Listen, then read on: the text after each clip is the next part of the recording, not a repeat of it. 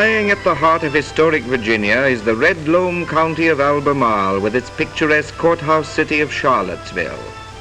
Nature has smiled on this favored Piedmont section with its fertile rolling hills and its restful landscapes dotted by general farms and orchards of fruit. Cattle pause within these well-watered barns to be fatted for the market. Below a towering Norwegian pine, sheep graze.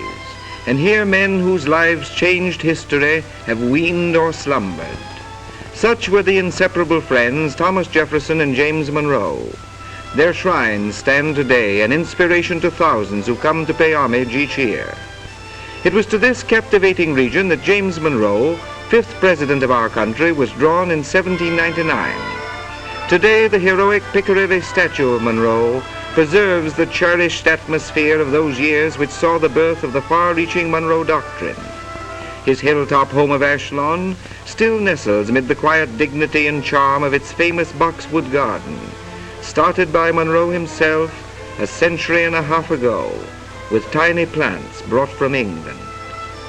Winds whisper through the ivy-covered ash trees of the leisurely, self-sufficient plantation life of old, of Negro servants, home-fashioned yokes, and spinning wheels.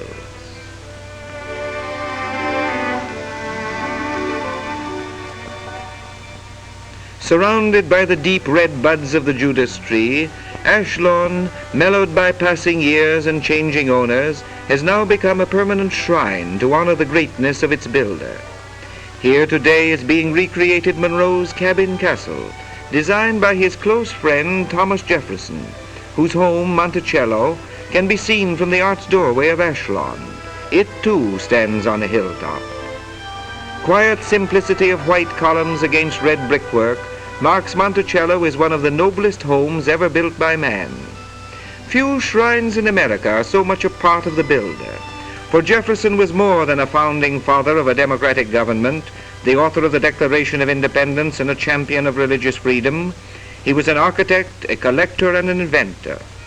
His famous compass, attached as it was to a weather vane above, could be conveniently read in the ceiling of the east portico of Monticello. Standing 300 feet above any of the surrounding country, Monticello has become world famous. And here the lovely, red flowering dogwood is the glory of the woods in springtime.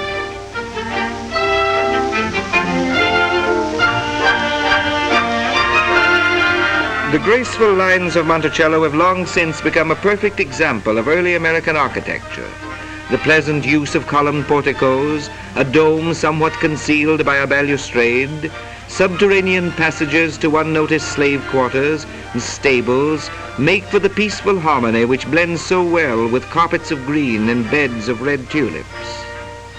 Jefferson himself was the meticulous architect and landscaper, and early became known as the first American who consulted the fine arts to know how he should shelter himself from the weather. A dislike for the colonial architecture of the period, which had come from England, as was customary, naturally turned his thoughts to the classic architecture of Greece and Rome. He worked long hours in his small law office, which is perched on the edge of a cliff like a post at the end of the North Terrace. Architecture became his lifelong hobby, influenced mostly by Andrea Palladio, the 16th century Italian architect, whose models furnished the background for a practical colonial mansion. But the architecture of Jefferson is no more wholly Palladian than it might be Georgian. It is typically Jeffersonian architecture. We say today a natural American design. And Jefferson has become one of the few great architects ever produced in America. His terraces concealed scenes of great activity in those olden days, and underneath the North Terrace lie the stables, the ice house, and the bath.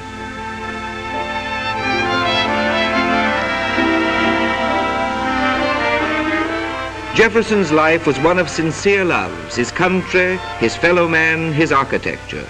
But the romantic love which he held for Martha, his fair-complexioned wife, became one of the motivating forces of his life. Quaint Honeymoon Lodge at the end of the South Terrace today symbolizes this devotion. Here great happiness was theirs for 10 years, when Martha died untimely. Her death tragically staggered Jefferson, though the years to come were to see his rise from a ministership to France to Secretary of State, climaxed by the presidency of the United States in 1801. Stately Monticello is indeed a rich heritage and majestic patriotic shrine, and had it been Jefferson's only contribution, his fame would still live on. But scarcely 3 miles northeast of Monticello, near Charlottesville, lies the spacious campus of the University of Virginia. Here Jefferson captured queenly grandeur as he worked out the architectural details for the university.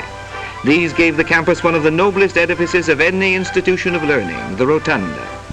Today, more than 3,000 youth study and stroll mid matchless colonnades, pavilions and dormitory ranges fronted by arcades, in huge quadrangles of lawn brooded over by luxuriant and noble columns of elm trees. Today, as we wind past great lawns and through hedge roadways, a progressive institution stands before us. Modern dormitories house students, and gymnastic facilities abound to steel 20th century youths for their tasks.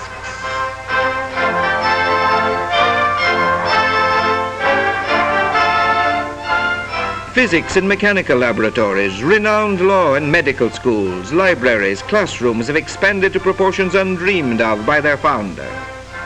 Jefferson's vision of life, bulwarked by active participation of Monroe and James Madison, has become the ideal atmosphere for scholarship and learning. His tradition is still there, steeped in liberality and the character of the South. The great educational institution founded by Jefferson is truly a permanent living shrine to its far-seeing creator.